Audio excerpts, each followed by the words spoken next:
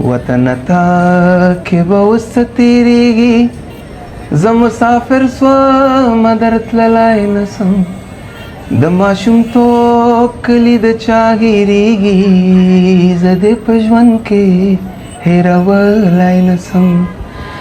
زما یادېږي هغه خړې کوڅې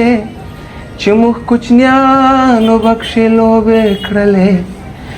کله بتلو د اما جانې کور ته خوږې خبرې